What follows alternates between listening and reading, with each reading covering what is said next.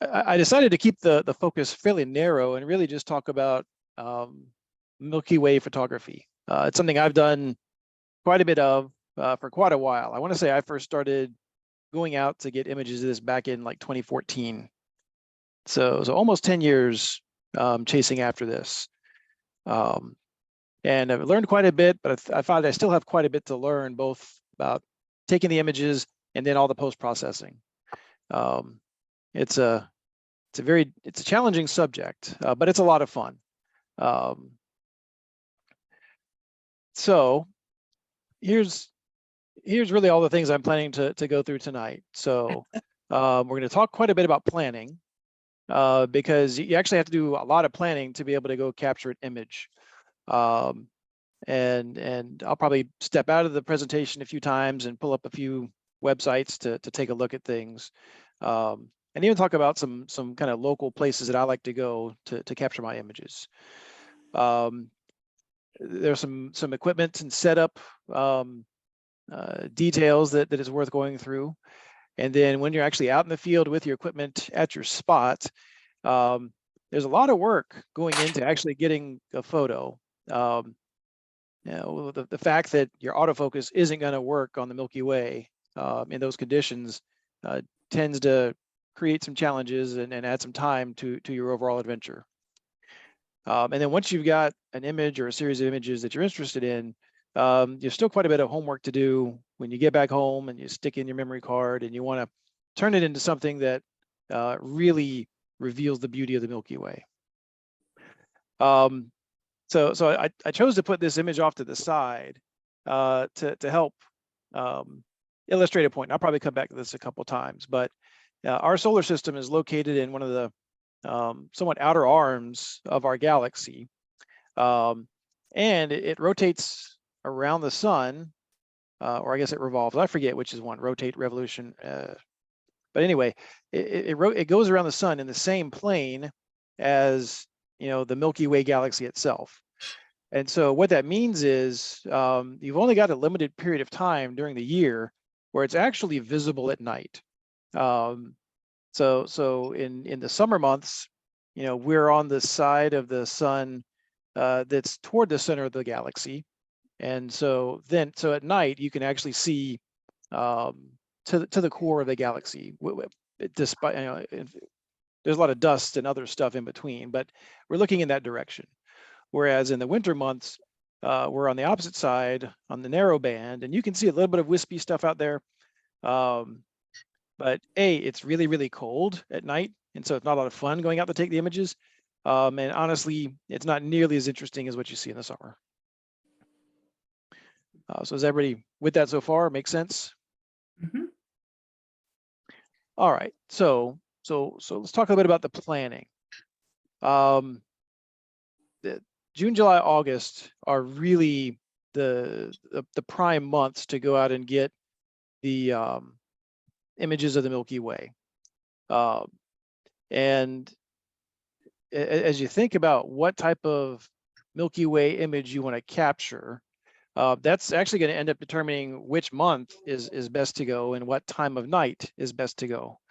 As you go early in the season, the Milky Way actually rises rather late in the evening.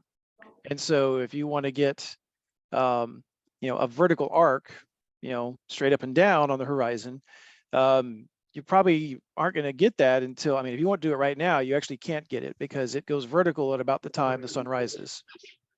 So you really want to wait until something like August, whenever it's vertical closer to, midnight. So you need to think about your composition almost even months in advance, right? What type of image do I want to have of the Milky Way? And that's going to dictate, which month am I going to go do this? And it may be that you want more than one, right? So you may end up having to plan several trips to go capture, the image that you're interested in. The next thing to talk about is where do you want to capture your image? Light pollution is a fairly significant constraint in terms of being able to, if I go back, to my initial image, Here you can actually see there's some city lights on the horizon as well as some clouds. But if you're in a very developed area where there's a lot of light from people in the sky, then it's going to just completely blow away anything that is coming from the background in the Milky Way, and you just won't see it. You'll just get washed out white in your image, which is not particularly appealing. Obstructions are another thing to think about. So if you're going out in your backyard and there's a lot of tall trees or houses or other obstructions, they might be exactly in the way of the Milky Way. The Milky Way is rather large, and so you can do some composition where you incorporate those things into your image and make it even more interesting. Although sometimes they just become things that interfere and detract from the photo you're trying to capture. The last consideration, I say the last, it's the last one I'll call out, but you have to think about weather because it's hard to take pictures of the stars if it's cloudy. If you have just very light partial cloud cover, then it might be worthwhile, but it just depends on where they are, how big they are, because it might have one cloud that's like covering the heart of the Milky Way, the most interesting part, and despite your patience, you're just not going to get a good image. And then the moon itself, particularly once it goes beyond, even less than the first quarter, it becomes too bright in the sky, and it's going to send so much light into your camera that you're just not going to capture any detail. And so you'll find that there's really only about maybe a 2-week period between the third quarter and the first quarter on any given month where you're going to have a good opportunity to go get a good image of the Milky Way. On nights where the moon effectively isn't in the sky when the Milky Way is, those are best. But trying to marry that up with a cloudless night and dealing with other things like humidity or traffic wherever you're trying to go, etc., can be daunting. I'm not sure. Yep, sounds crazy. Somebody's got a phone.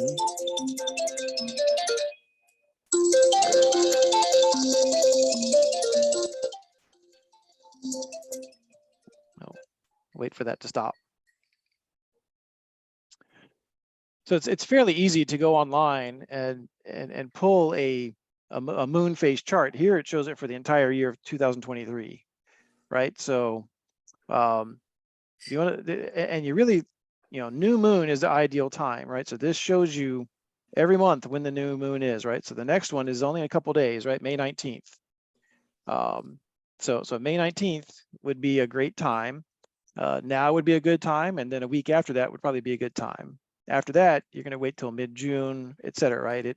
It's always 30 days later. So those are, June 18th, July 17th, August 16th. That kind of brackets in when there's going to be good opportunities to go out and get Milky Way shots. And I thought gather together and go out and try this one of those summer evenings. We could plan to meet at one of the darker spots and try it. The longer we wait, the earlier it'll be out there. So maybe there's some wisdom in that. And even as you get into September and even October, you can still get some things. It's just not as appealing of an image, but still to get practice so that you're ready for it the following year is always a good thing. Any other questions so far around planning? I'll get to the gear in a minute. There's a whole section on gear. Is there any software that you use, like the photographer's ephemeris, in your planning? There is, and so that's exactly what I'm going to go to next. So great straight man there. So I do use Stellarium to try to plan my images. It's free software available on the internet. I think it's produced in academia. I'm not sure which university or whatever sponsors it, but it's updated very regularly as they find new things out there to kind of map out what you're interested in. It's certainly great for helping to frame out Milky Way images. But then as you get more advanced and you're interested in going into more specific objects out there in the sky, it helps you find, where they are, so that you can have that in your hip pocket to go out and frame your shots. In addition, Stellarium also has an app for your phone. And it's pretty neat because it triangulates where you are by GPS. It figures out the time. And then once you turn it on, you can hold it up to the sky and it actually, overlays, everything that's going on in the sky. So you can see where all this stuff is, because it's very difficult to even see the Milky Way cloud with the naked eye. You go to a very dark place, you can see it, but it actually takes some time. Your eyes need about 30 minutes to adjust from being in almost any kind of light to the darkness. And so once you set up, you almost have to just kind of sit around and wait until your eyes have fully adjusted to the darkness to be able to see exactly where your target is, and to begin to set up and start taking images. Over time, with enough experience, you begin to recognize the key markers in the sky that you look for to set up, the target. And then once you get there, it's not too difficult to take some, overexposed images to confirm, yes, I'm in the right spot before you start taking the ones that you actually want to turn into, something that you're going to want to further process for either printing or setting as a desktop background, sharing on Facebook, whatever.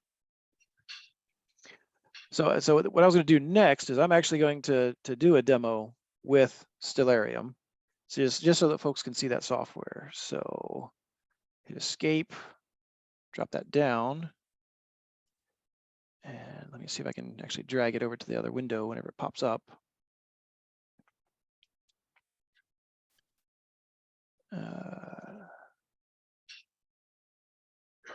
I cannot. So what I'm going to do is I'm going to share screen one.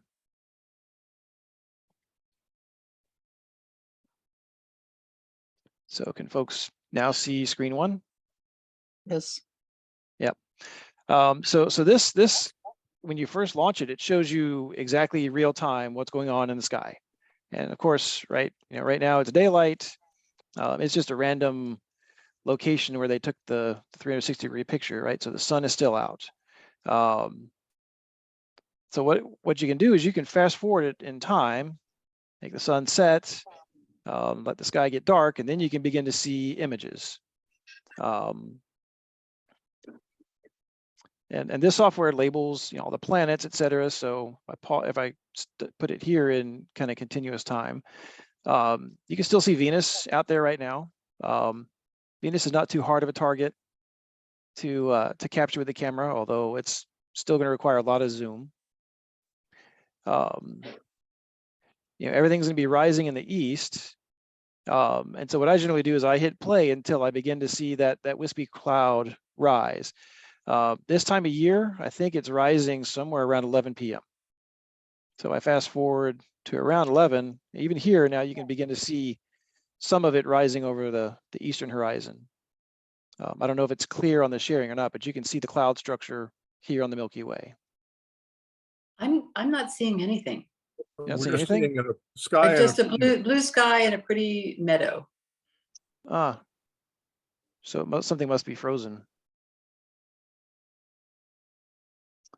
Let me stop the share and then reshare.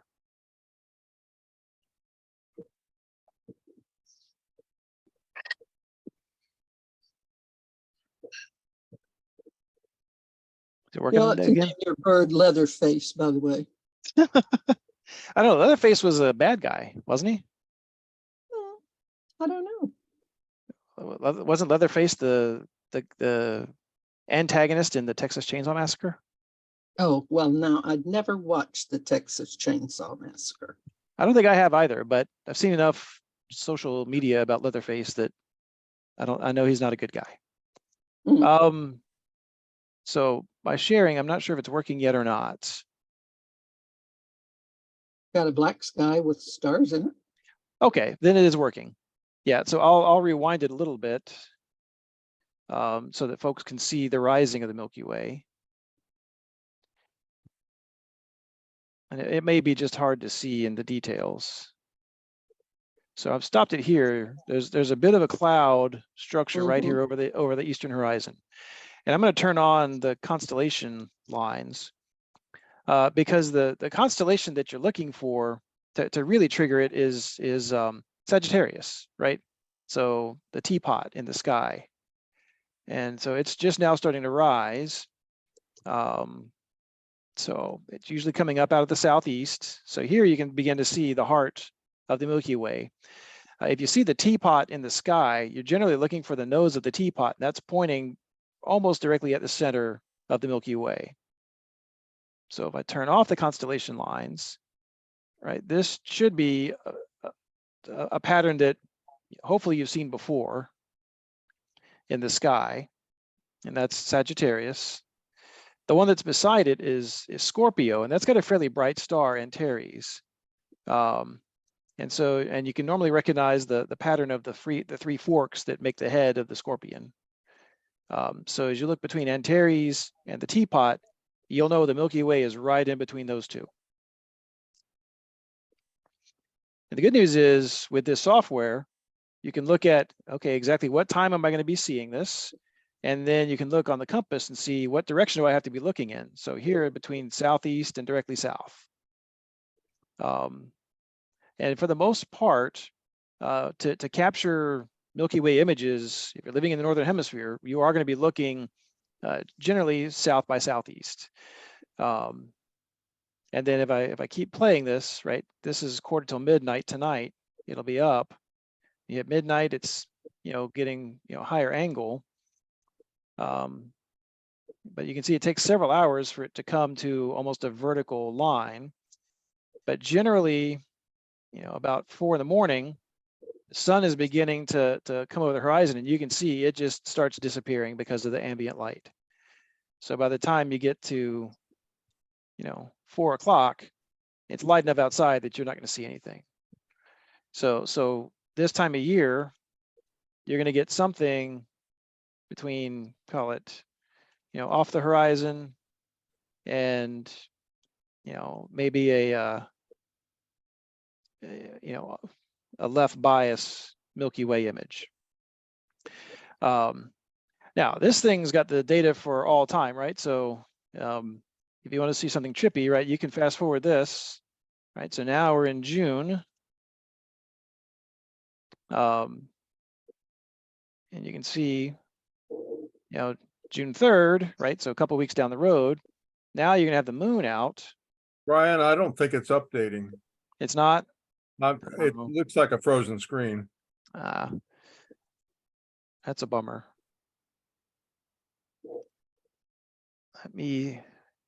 Yeah, I don't even see the share thing up there. Let me do something else here real quick.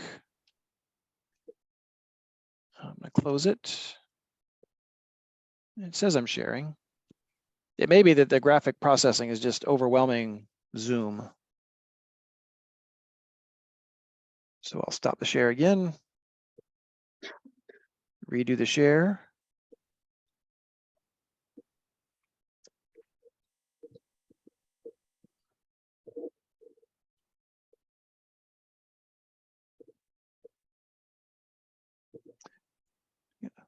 Is my screen visible once again? We're back to the field and the blue Yep. sky. Yeah, I just relaunched the software. So I'm gonna fast forward a few weeks. 6. All right, so this is about a month from now. 11:30 in the morning on June 13th. Right, so this is 11 p.m. on June 13th. So now you can see you get vertical nearly No. vertical. No, it stopped again. Yeah. Yeah. Yeah, I think the graphical processing over Zoom isn't being very friendly. But Brian, your descriptions are very good. And the good news is that the software, like I said, it's free. I can send out a link so folks can download it. And there's all kinds of other astronomy software that folks can use to begin to plan their adventures. So that was a quick demo for Stellarium. All right, so the next topic is location. There are a number of websites where you can actually go find what are the dark skies around you. I've taken this image from this particular website, darkskymap.com, and it gives you a good color code of where to find, dark skies around you. Obviously, as you tend towards blue, purple, and gray, you're going to get darker skies. You're going to get better images. And then as you go, yellow, red, orange, and even white, you're going to have too much local light. Let me go back because I'll just go back. And I'm going to escape out of it. I'm going to pull up this website for folks.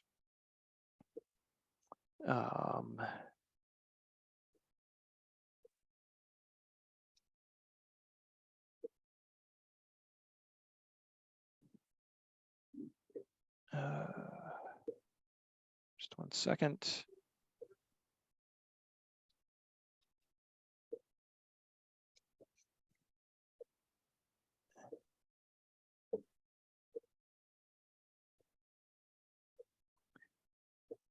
All right, so this is that website.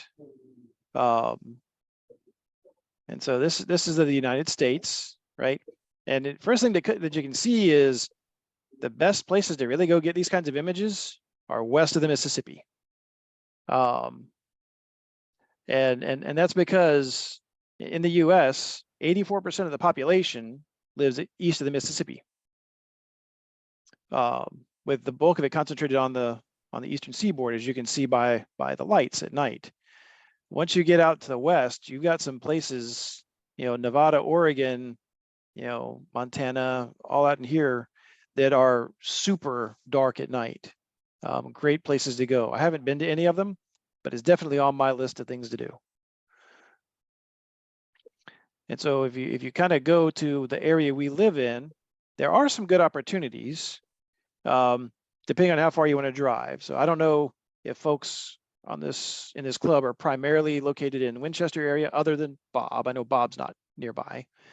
But as you go out to farther west in West Virginia, there's some great dark places to go look at, but it's a fair bit of a haul.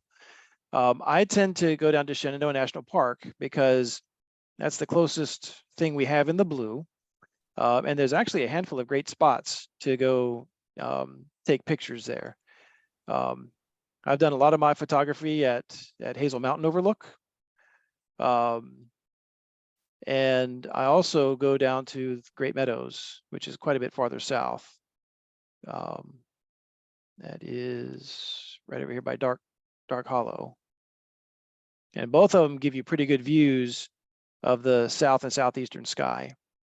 If I just pull up a Google map, we can see a little bit more, right? So if I start, where you get onto Skyline Drive, east of Luray, and take us to Hazel Mountain Overlook, what you can see here is you've got a place off the road where your views directly south, southeast are fairly unobstructed, right? If I take and drop the little man over here, of course, we'll see some people that decided to go take this picture.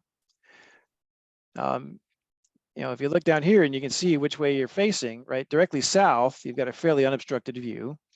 And then as you continue to rotate towards southeast, you still have an unobstructed view. So this is a great spot to start to go get Milky Way photos. And that one's Hazel Mountain? Yep, Hazel Mountain Overlook. Okay. And if I drop the man out on the road, you've got a nice rock outcropping here and some trees. So in the summertime, right, they'll have leaves, and at least one of the images I have in my presentation was taken here. I go here quite frequently to take Milky Way images because it's easy to incorporate these trees, especially if you have a Milky Way that's an arc going over the top of it, to make it even more interesting. And then the other spots that's worth mentioning is all the way down in the Great Meadows, but that's like another 45 minutes to an hour drive to get down there. Almost there. Yeah. So Great Meadows, if you see, predominantly is, open sky to the south and southeast, right? So if I drop the little man right here on the road, and we begin to look, so this is facing, east is the direction of the road coming in. So southeast, you're looking out over the meadow. Even directly south, you're looking out over the meadow. So it's not uncommon to have an image, either straight up and down Milky Way out here or an arc to the left fairly early in the season. It's a great spot. And you can choose to walk down the trail and get closer to the tree line to incorporate that feature. You just have a lot of options to figure out how you want to set your foreground for the Milky Way. But it takes some planning, right? So if you want to be there to capture your shot at 11 p.m. and you live 3 hours away, plus you want to give your eyes some time to adjust, you may want to be leaving at like 7, right? To be able to get there, get your spot, get everything set up, orient yourself, maybe drink a cup of coffee, set up a chair, put on your mosquito repellent, because the time of year whenever you're going to be taking these images, the bugs are out. And if you're going to be walking out into the field, ticks are also a consideration. So, and I've had to fight all of those things. And maybe even bring some bear spray, right? Because in some of these areas, the wildlife it's their home, and they may want to, enjoy the Milky Way view without a lot of company. So just you have to be prepared. So any other questions about location and how the process of going to go set that up? Bryan, when you've been at Great Meadows, have you seen a lot of other photographers? Do you have to I elbow have. your way in there? No. I wouldn't say I've seen a lot. Usually when I go, the most I've ever seen out there is like 3 or 4.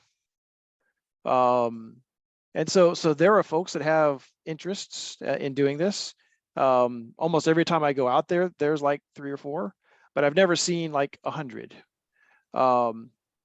Occasionally they'll host star parties in a couple of different spots, and I want to say they do them periodically in Shenandoah. I also know that they do them like monthly through the summer at Sky Meadows, which is a bit closer to home than that. The challenge with Sky Meadows is the sky isn't nearly as dark. Right. Yeah, if I go back to that night sky map, if I still have it up, yeah, and I go up to Sky Meadows, right? That's way up here. Let's see. We got Winchester, Front Royal, so we're in between. Yep. There's the Arboretum. Let's see. Where is 17? Yeah, so here's Sky Meadows. So you can see Sky Meadows is in a yellow sky. Right. So it's not nearly as attractive as you go down to Huntley or into Shenandoah. But it's better than trying to capture images at home. Right. Sure. Because really around Winchester, I live, over here, not far from Millbrook High School and in this area, right? So it's really bright. So I'm not going to get much of anything from where I live. For those of you guys that live on the other side of town, right, you've got the bright lights of Winchester between you and the Milky Way, and so it's probably not going to be a fruitful effort to try to take images in the backyard.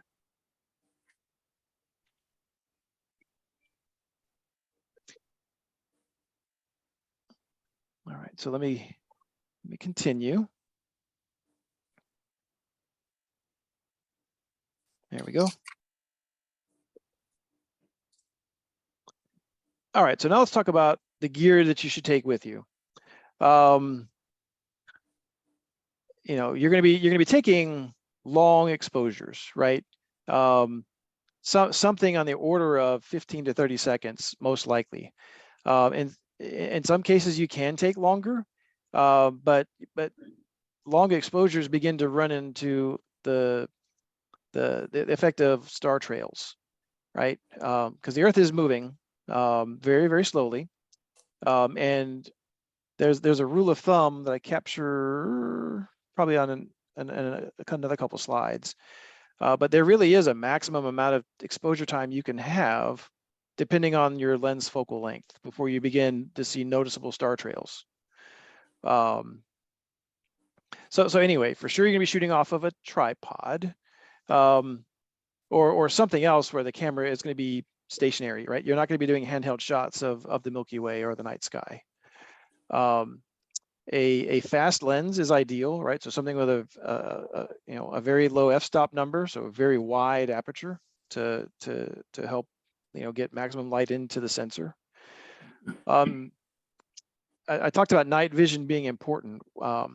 Using a flashlight that has a red light on it will help you see whatever you're working on, let you tinker with your camera, etc.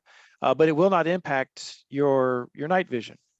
And so, however, if you're just using a plain white light flashlight or any other color light, it's almost like a shock to the system. And as soon as you use it for just a few seconds, you've completely kind of reset your 30-minute timer to be, seeing stuff in the night sky. And if you're not alone, your neighbors that are trying to appreciate the night sky will also be impacted by your flashlight. And so this is another one of those kind of being kind to your neighbors, not a rule, but it's something else to keep in mind. Is that something that's easy? Is it expensive to get a red light flashlight, or? No, it's not. Most of the LED flashlights that you can get, handheld ones these days at Walmart, red, blue shades to them, and Okay. I mean I'm going to say you can get a really good one for like $20. Okay. And they also have headlamps that you can put on your hat or on your head that will have a red light. There's all kinds of ways to get it done. So if it's something you're interested in doing, you can either buy it on Amazon, go to Walmart. They're available for a fairly low investment. Okay. Remote shutter release is also going to be important because you don't want your camera jiggling, right, as you're taking long exposures. I know for Nikon, right, which is what I use, they actually have a phone app, SnapBridge. If your phone is new enough to have that Wi-Fi or Bluetooth connectivity, that you can use as a shutter release, and you can control all of your settings, right, ISO, aperture, and exposure time from that, and you can tweak white balance and all those other things. You do want to use the LCD screen on your camera, particularly as you're getting set up, to make sure that you've nailed your focus. When these days, whenever I go out to take an image of stars or the night sky, the most time I spend is getting the focus just right, because there's a very narrow band where you have the star field in focus.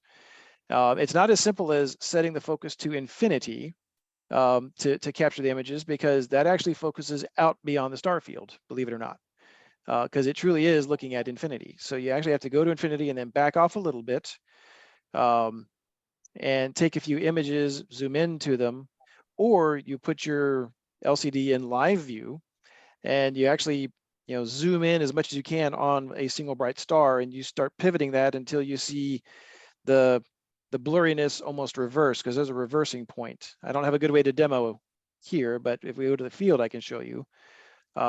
That's how you'll know that you're in focus. Brian, Yes.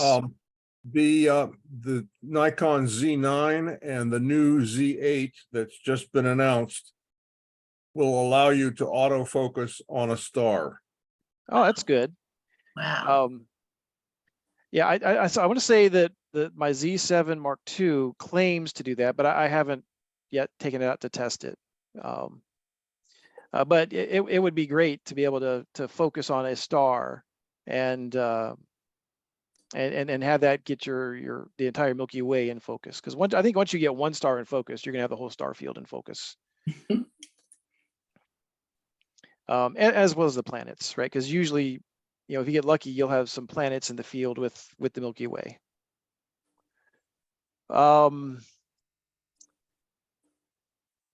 Going back to having an app on your phone, right, similar to Stellarium, to help you, hold it up to the sky and see what's where, will certainly help you find the Milky Way, because it's usually indicated in the app. Or if you're moving beyond that and you're going to want to take a picture of a certain nebula or star cluster or something like the Andromeda galaxy, it'll help you find those things too. If you don't have those, then star chart and compass will also get you the same thing. And then of course, it almost goes without saying, you want to be capturing your images in RAW, because when you get back to your computer, there's a fairly extensive post-processing routine to go through to really bring out the beauty of the Milky Way. Because when you first take the images and you see them on the screen, most likely you're going to be very disappointed. This isn't what I was wanting at all. But in RAW, the data is all there. You just have to coax it out with, probably about 7 or 8 steps once you get back to your computer for each image. I guess before I proceed, any other questions on the gear?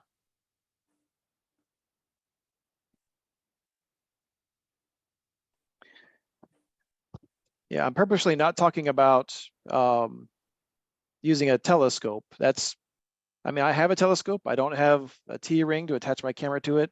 And I really don't even have the right mount to be able to do good quality deep sky astrophotography.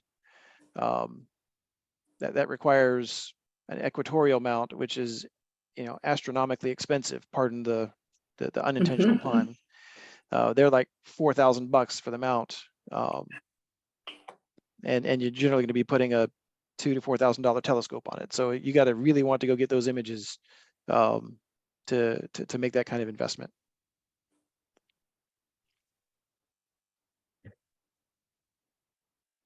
Don't necessarily want to have the app. This is what a star chart looks like. So there are many websites that publish them every month, and they tell you, hey, this is what you're going to see, right? It gives you the directions north, south, right? So you kind of sit it on the ground and it's showing you a projection of what's going to be up in the sky. So here you can see, here's where the Milky Way is, right? So you'll see, some trails to the north, but you'll also begin to see it on the south. The south is where the interesting, cool stuff is. The stuff up here is much more faint and wispy and just frankly not as interesting. And it kind of shows you what's called the ecliptic, right? This is the line where generally the planets are traveling. So, and it shows you what planets are going to be out there. Venus. This is where the moon's going to be on that day. Mars will be up there. And those are the only planets that you're going to see out there right now.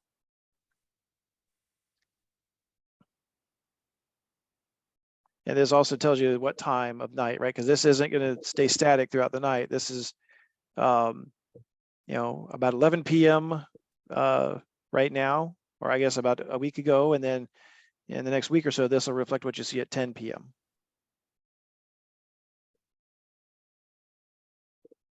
And then they generally give you some things about, if you want to go find something really cool out there. All right, so let's talk about composition. So this is an image that I did take at that Outlook that we talked about before.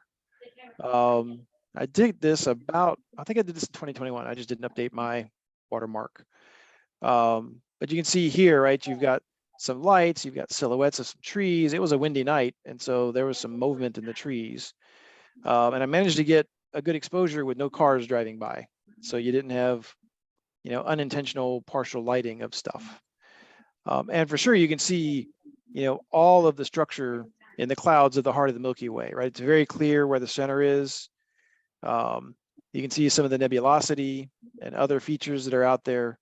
But with your naked eye, you're definitely not going to see any of the colors, right? You'll probably just see almost like a gray silver cloud out there. And so you can kind of imagine what degree of post-processing has to go into this kind of image. And fortunately, at the time, I was able to get 2 planets in this view as well. I think this bright one in the center is Jupiter, and then off to the left, I believe, is Saturn. So if you go out there, in the next 2 weeks, these 2 planets won't be in the field of view. They won't be here. So I don't know how long we're going to have to wait to get those back near the Milky Way center, but it's probably quite some time.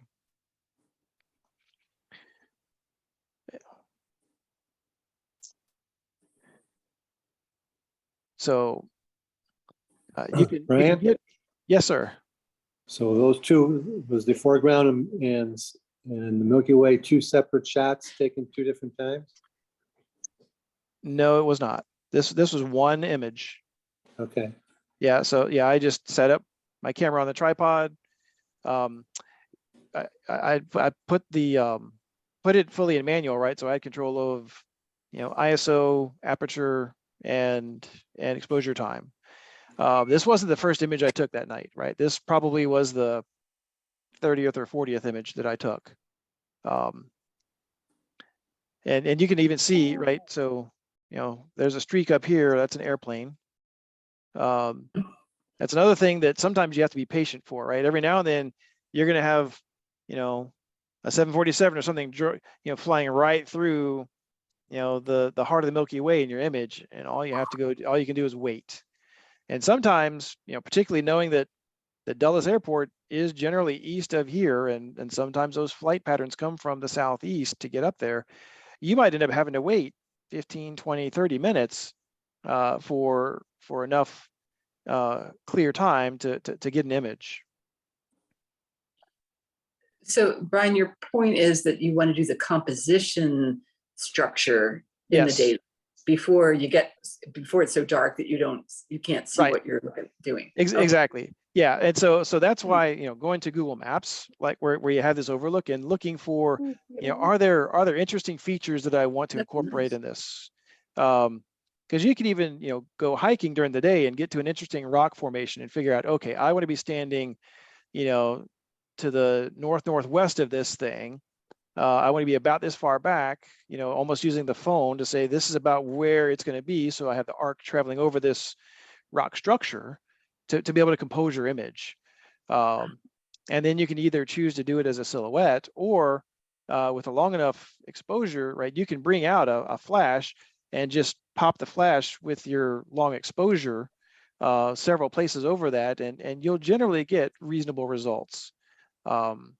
Or you could even set up another, not quite so bright light, but enough to give light over your full foreground structure to be able to work with it and do masking, et cetera, to bring it out. So in this photo, the light that we're seeing kind of on the horizon along the rock structure, that gold light, what is that? I think it's Culpeper. Okay, but the light itself, is that? So you're talking this yellow gold. Is that the sun? That is sunrise, sunset. What is that? No. This is at about 11 p.m. So sun is far gone. That's light from the city of Culpeper up into that's ambient light. Ambient. Yeah, it's ambient artificial light. That's really neat. Okay, thank you. Yeah, and of course I've had to do a lot of saturation, and I didn't do it selectively, right? You could do masking and de-emphasize the coloration there. if you so desired. I kind of liked the impact of the kind of the yellow, kind of orange there, so I left it. And I know that there's no way to make that light go away. I mean, I could probably, mask this area and then take the exposure down and do it. But I wasn't, that, interested in spending that much time on it. So another thing about composition is you can be very creative, right? So when I had my D850, I had it's like 8 to 15 millimeter fisheye lens, and at 8 millimeters, you get a circle projected onto your camera sensor. And here, if you waited till long enough, right, you can see that when the Milky Way is a vertical, column in the sky, you can actually get it running from horizon to horizon. I didn't do quite as much post-processing in this image as I could have, but you can at least see the cloud structure of the Milky Way. This was also an incredibly windy night. As you can see, this tree was moving around pretty erratically, and then some of these others were. And here I did not use a tripod. I actually had the camera laying flat on the ground, pointed directly up. It's in that same overlook, right? Because these are the trees that you saw before. Just another interesting way to be creative with your composition. And again, it depends on what gear you have in your box.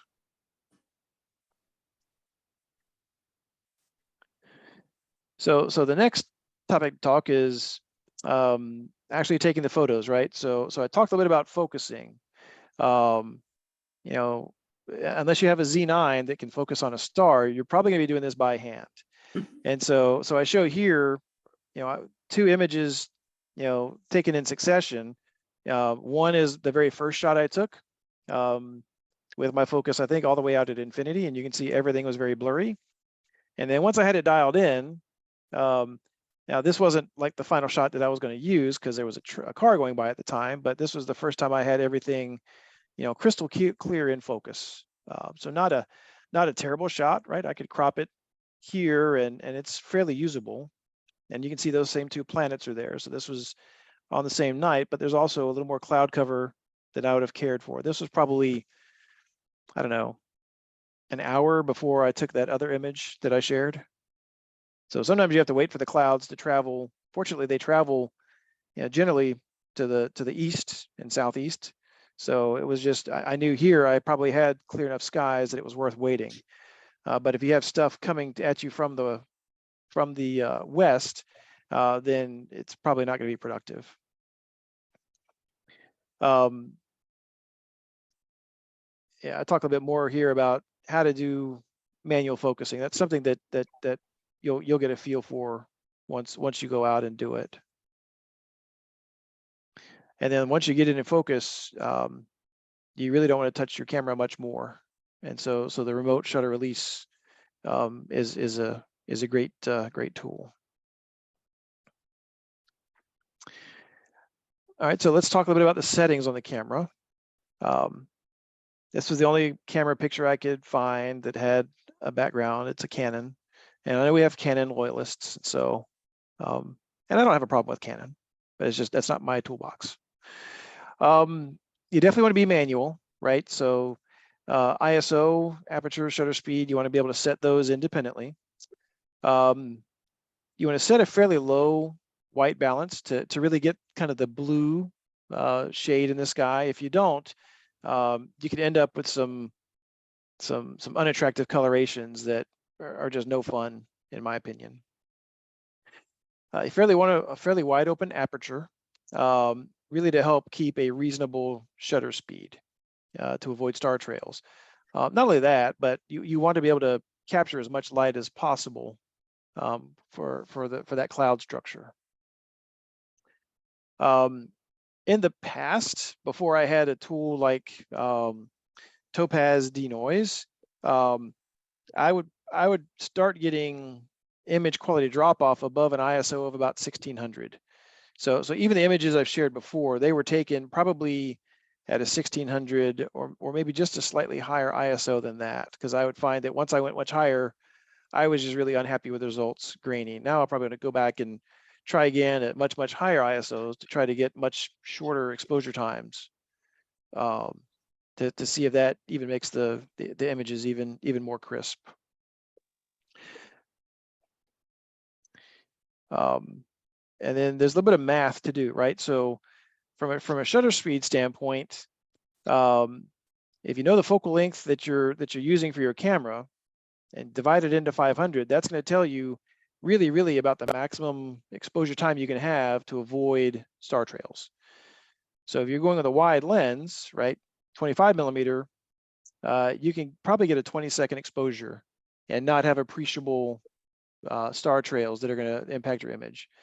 Once you start going much longer in focal length, right, 100 millimeters is still not a very long focal length, but 5 seconds is probably really pushing it to see star trails. Right? You have a very narrow field of view, and probably by then you're going to start seeing that the stars have moved just a little bit in your image. Now that said, it may be that you want to take a photo with star trails. And so there, right, you almost want to go to bulb mode or do photo stacking, right? And you just set your exposure time for 30 seconds and you just take a succession of 100 or 200 or 300 images and then stack those all together to get those nice circular trails in the image.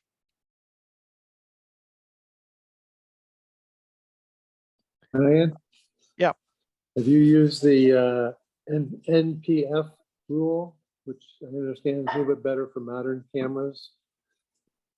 So I'm not familiar with the acronym. What is the NPF rule? NPF rule. Well, I guess it's a new. From what I understand, the 500 rule is a little outdated for the newer cameras. That you can get much better quality image using this other rule. If you ever use Photo Pills, the app Photo Pills, you plug in all your parameters and it'll compute sort of what the shutter speed should be. Okay. And, yeah, I'll have to go look into that. It's just another alternative a way to try to come up with a shutter speed, especially if you're taking multiple images and want to stack them together. Yeah, that's a good suggestion. I'll have to go look into that. But up to this point, no, I haven't been familiar with it. Cool. All right, so that's all I was going to say about setup and taking the photos. But I've got a few more slides to talk about what do you do next, right? So there's a couple steps to follow when you process these photos after you get home. First, you're going to go to bed, right? Because it's probably going to be really late, and you're going to want to get some rest. So the next day, get them off your memory card, pick the one you want to start working with, and then whatever your preferred software is, you want to go tinker with the white balance, and you do that first by completely going off the charts with saturation, make it look hideous, right? Completely oversaturate the image, and then you start moving the white balance slider around until you get natural looking shades, particularly in the blue and yellow field. This is probably where you're going to end up landing, but you could end up a fair bit lower depending on what you like, probably not much higher. I want to say I've gotten down as low as like 2800 on a few images. Once you get to that point, it looks natural. Then you're going to move the tint slider around to kind of soften the yellows. And then you take the saturation back to 0, and then you'll move into the next steps of processing. And if you can't remember all that, that's fine. I'm going to post this presentation for folks to look at. And you can also find this guidance at a variety of websites. All right, so after you've gone through the oversaturation and tint and color exercise or white balance, then you start managing contrast and exposure, right? So, and this, again, it's all about moving sliders in a particular order, right? So move the black slider. You might find that you need to tweak the colors a little bit more. Then you want to brighten the stars with white, to get the right contrast. So once you've tweaked the colors with black and got the stars to have the right contrast, then you'll start playing with exposure. Because once you do these two things, it's probably going to make your image really, really, really dark.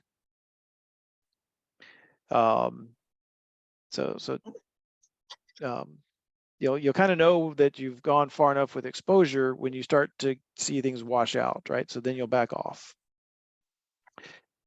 Then there's other settings, dehaze and clarity, and even saturation to begin to give it the pop that you want to have. I assume folks are familiar with all of these sliders in your favorite software, whether it's Lightroom or Photoshop or some other. I have to believe other software has that as well. So by the time you get here, you're going to have a reasonably good image of the Milky Way.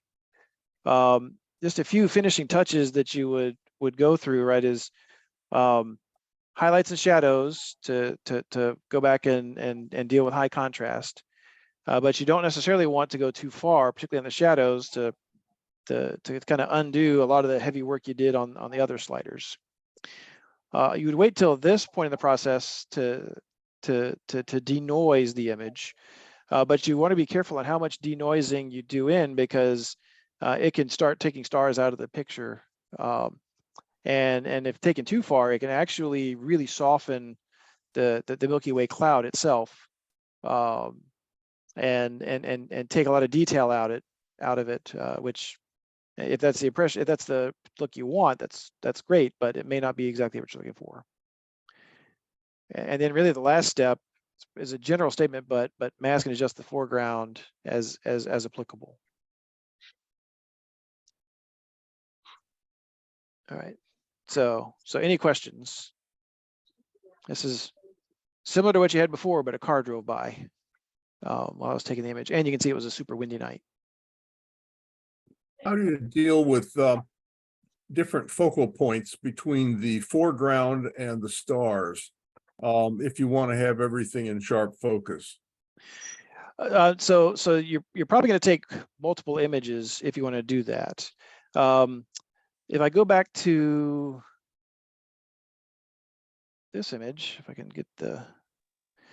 go back to this one, this was just a silhouette. I had the focus really out on the star field, and this ended up being sharp enough, primarily because I was a fair distance back, right? I was probably 30 or 40 feet away from the tree line and that ridge, and so it came out fairly sharp. Most likely, if you want to do that, I would probably capture all of the Milky Way images first, and then come back and autofocus on the foreground. That's a whole lot easier than, or you could autofocus in the foreground first and get those, and then come back and take the focus of the Milky Way and do that.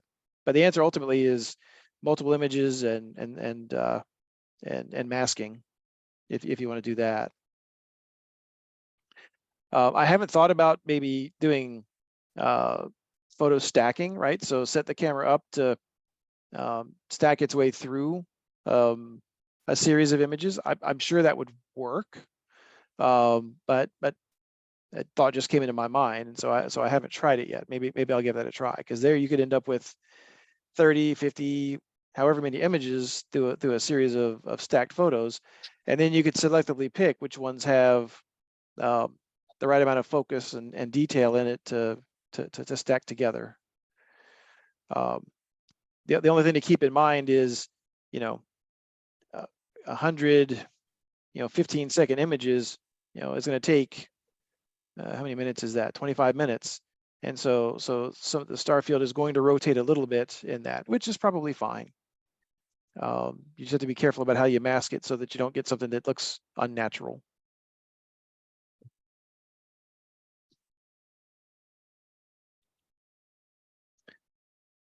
Oh, any other questions?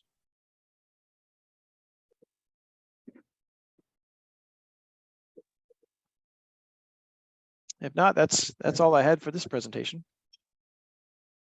Great presentation, Brian. Yeah, You make me want to get out there and do it now. Well, good. That was the Brian, I don't want to intent. get out there and do it, but I'm glad that you do. Wow, that's just amazing. Yeah, I mean, it's been something I've been chasing for years, and I still haven't gotten the one that I want, right? So I'm going to keep going out there. I can tell you the mosquitoes would eat me alive. So one thing I've found, right, going out to Shenandoah, it's usually breezy enough that they're not much of a problem, particularly on this overlook.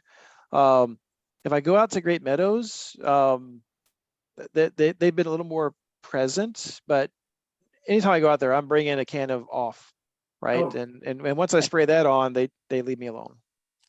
Good. Well, keep going. Yeah. Brian, That's my as intent. far as the city lights issue, Case makes a filter, a starlight filter that's supposed to help modify that yellow color. Mm-hmm. I haven't tried it yet, but I'm going to. Yeah, I mean, send me a link on that because I'd be interested in that as well. Because something like that might be helpful. I know that, like for the telescope that I just got, a couple months ago, you can get a wide array of filters that you put on it to help overcome some of the earthbound light to mute it so you can better see stuff in the deep sky. So I'll do that. yeah. Well, that's all I had to share. I'll get this posted on the website so folks can go back and refer to it. And if there's interest in the next couple months where folks do want to go out one night and get together out there, we can. It's easy to go look at the moon chart and say these are the candidate nights to go do it. well, it just so happens that our June meeting falls on a new moon, or the next day is a new moon. So maybe we ought to just convene someplace and have our meeting taking pictures. Yeah, I'll bring a bear spray. Yeah, a Monday night might be a little bit challenging for me to go out, but if we did it on like a Friday night or a Saturday night, it probably wouldn't be too traumatic. Sounds like a plan. Yeah, it's a lot of fun, and I could even bring out my telescope, right? So as we're taking pictures, I could also get it out there and we can take a look at other stuff, and see if folks start getting interested in spending a lot of money on astrophotography.